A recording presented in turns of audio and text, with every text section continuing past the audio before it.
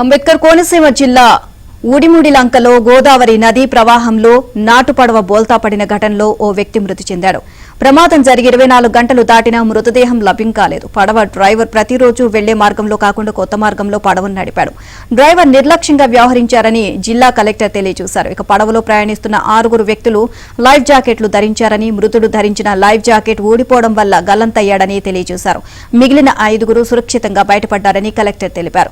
మృతుడి కుటుంబానికి సీఎం చంద్రబాబు 5 లక్షల రూపాయల నష్టపరిహారం ప్రకటించారు.